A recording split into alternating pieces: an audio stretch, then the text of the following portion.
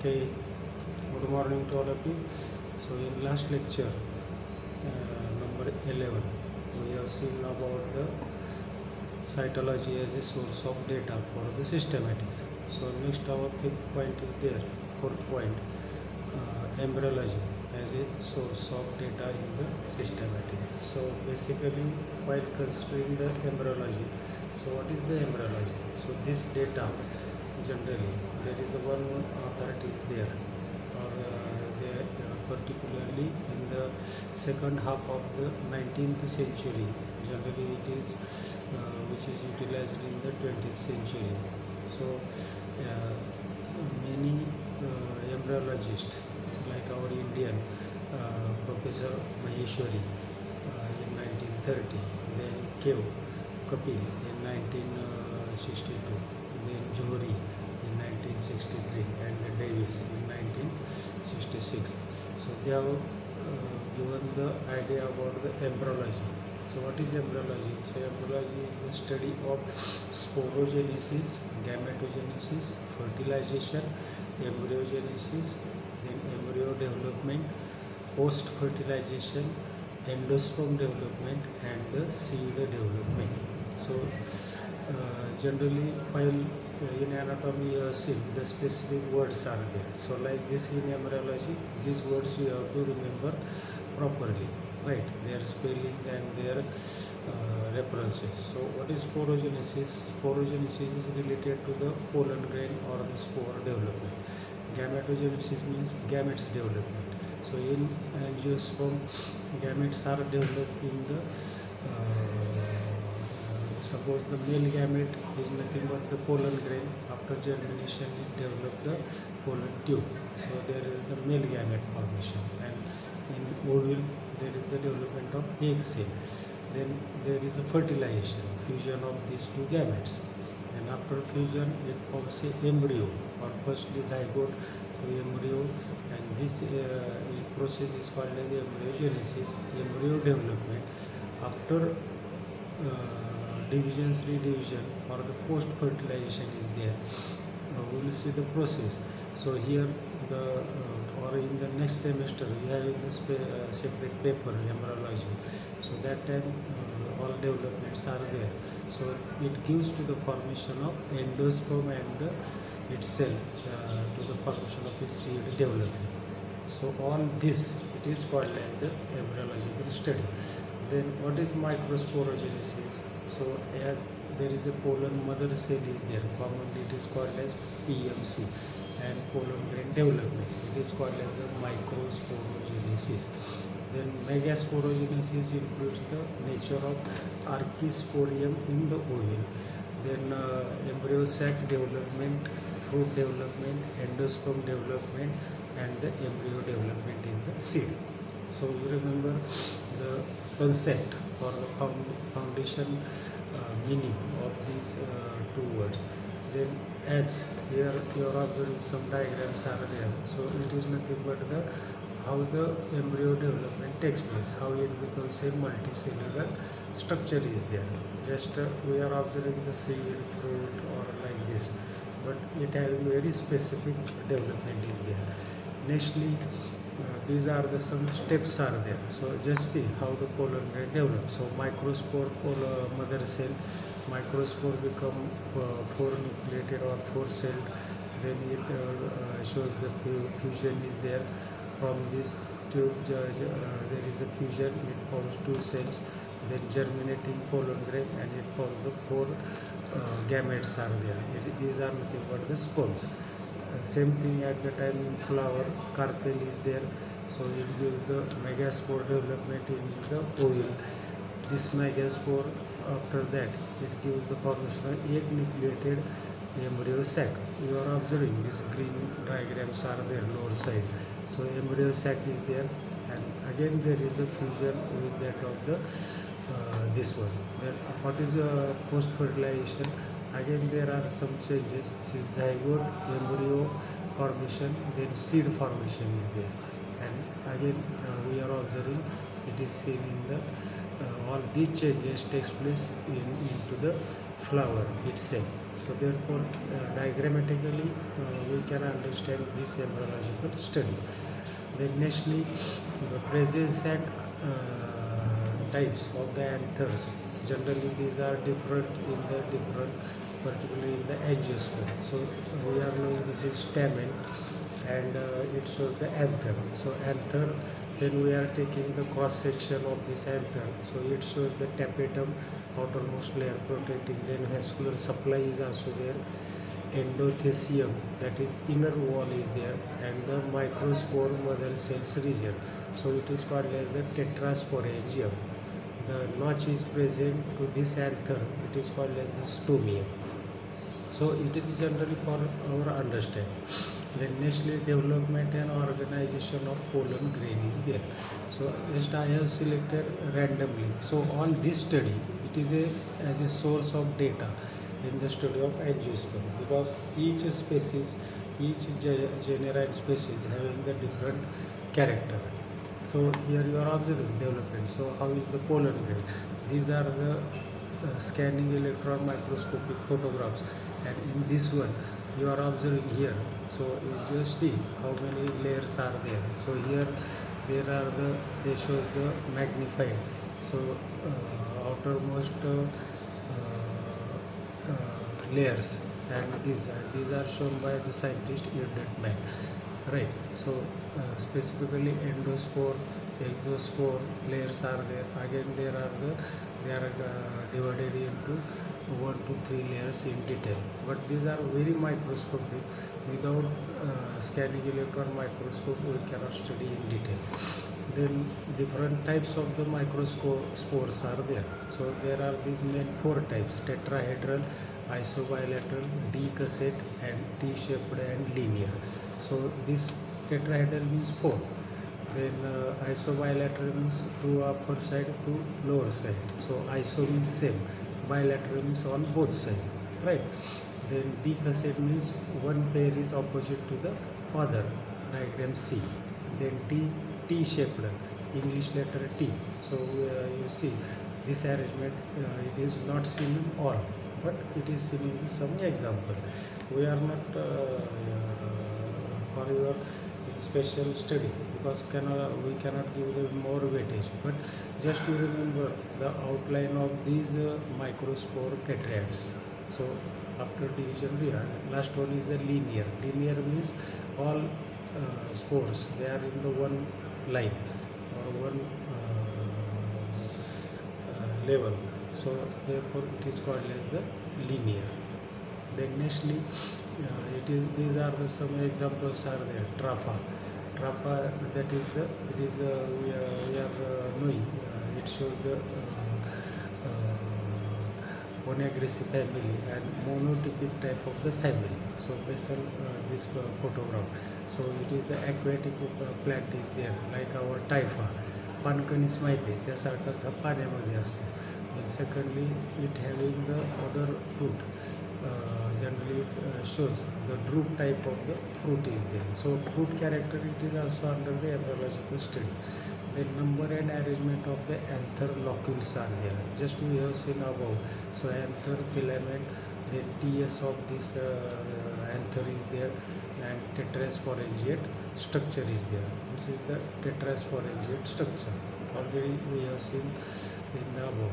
Then these diagrams, they shows the steps of the anthers. In the anther, how the pollen grains are developing. So just I have selected this for our interest. So how the anther, when it increases in the shape and the size, so how generally it shows the character. So therefore we have to consider this, and it developed to the formation of tetrasporangia. Mature pollen grain, it is developing inside to this. Then nextly, these are the some germination of the pollen grain on the stigma of the carpel is there. So we have discussed how gametes formation are there. So it is also typical, because the pollen grain of the, suppose hibiscus, so it is germinating only on the hibiscus, or pollen grain of the your sorghum or jawar or wheat are there. So they are chemically identified by the female plant, and therefore there is a process of fertilization is there. So just you see A, B, C, D diagram, then pollen tube formation, then there are the male, there is a tube nucleus is there, and it shows the development of male gametes are there in this pollen tube. So it is a good process generally seen in the all angiosperms. Then so these two processes, one is called as a microsporogenesis, and here the gamete formation is there, it is called as the microgametogenesis. So what is microsporogenesis? So development of the haploid pollen grains. And what is gametogenesis?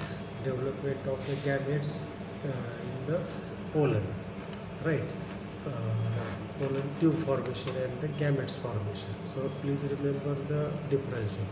Then second part is there our in embryology.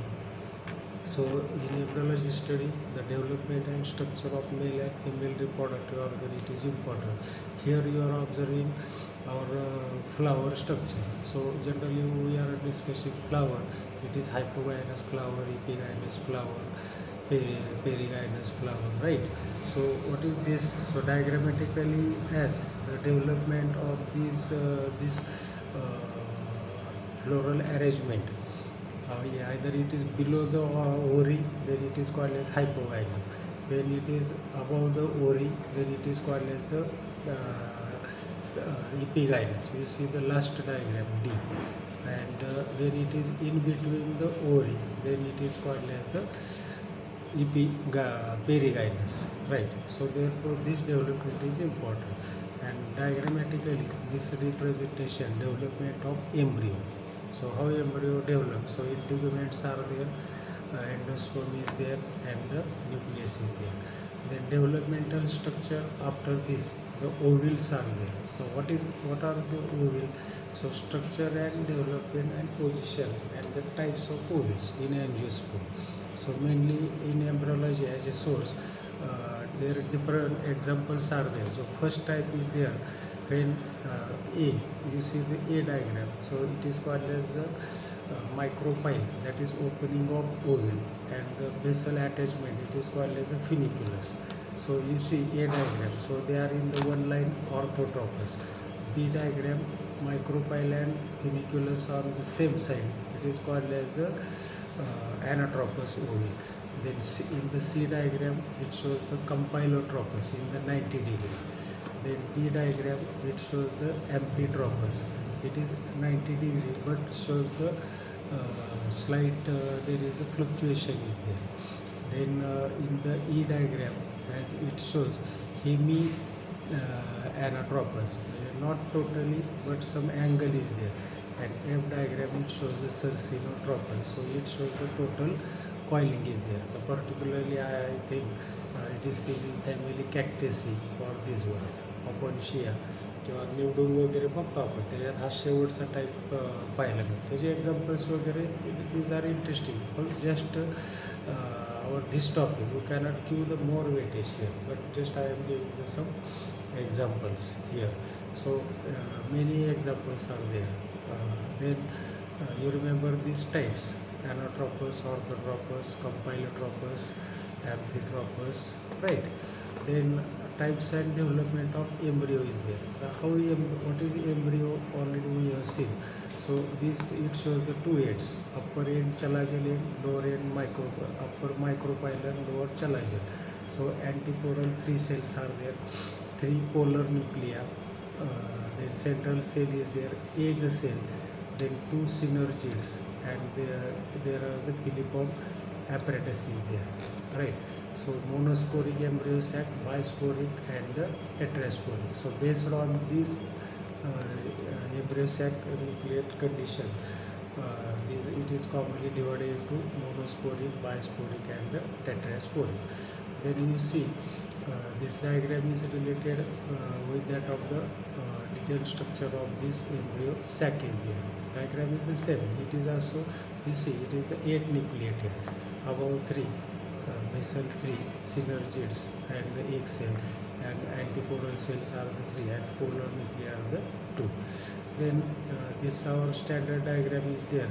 How the ovule, ovary, and these are there arrangement of these ovules are there. So here second male gamete N fusing with that of the this female one. So after at the time of germination, it enter to the micropyle, and there is a fertilization process is there, and it is called as the syngamy.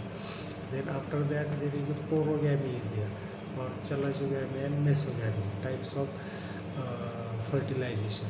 Porogamy means from the one pore, chalazogamy means from the chalazal end, and mesogamy means it shows the end. But their examples are the different. So male gametes are haploid, female gametes are haploid, then synergids are there, polar nuclei. So they use the formation of the either zygote then endosperm.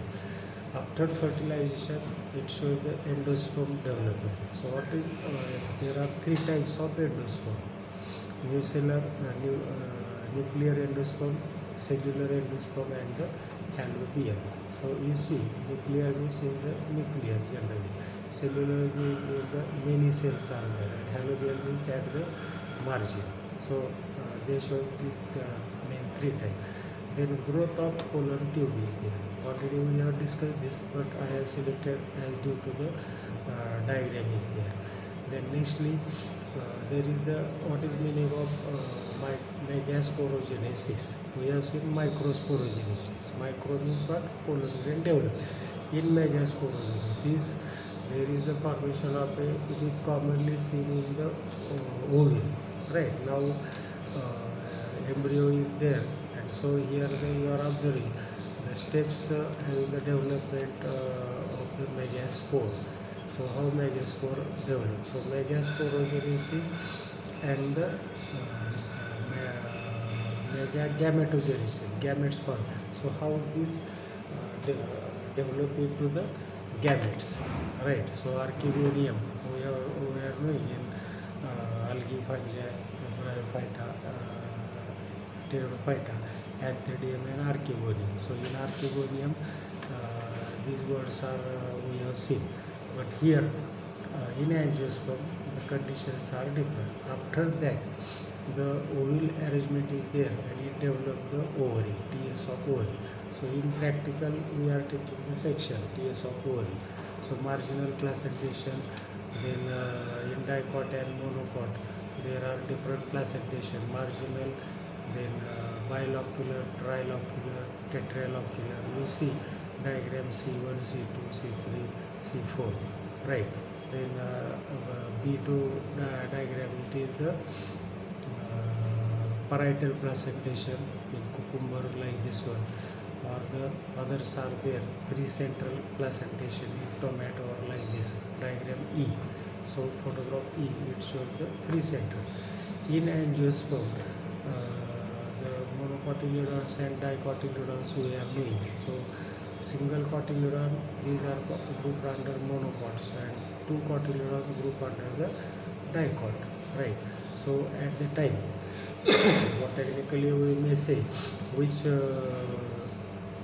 curry today we have yet either monocot or the dicot. So based on this character, then especially family order Orchidales is there. So the types of in Orchidales, the undifferentiated embryo is seen, and it is very little or there is no endosperm, Orchidaceae. In the other fruits are there, nature of seed coat, it is different. For example, apple is there, or pear fruit. So it shows different types, and it is called as the parthenogenesis. The monocot versus dicot seeds are there, so they are having the specific character. Epicotyl, hypocotyl. Monocot seeds are nothing but the maize or sorghum or the bajra are there, wheat is there. And in dicot, your dicot members are हरभरा असेल किंवा डाळी म्हणतो आपण त्याला. So they comes under the dicotyledon. So therefore, embryology is used to solve many problems at family and general level. For example, family Polygaceae, embryo sac is 4 nucleated with micropylar, megaspore, tetrad, and not in the other family. Atrapa is the another example. Family Oneaceae. It is aquatic, solar petiole, two types of leaves, and semi-epinynous ovary. Thirdly, the family Podostamaceae is there. It having unique feature, and it shows the embryo sac due to the disintegration of micellar tissue, pollen grain in pairs, a bitechnic ovule, and the bisporic embryo sac. So only two spores are there in embryo sac. Generally, there must be 8, but here the two spores are there, gametes. Then family Loranthaceae.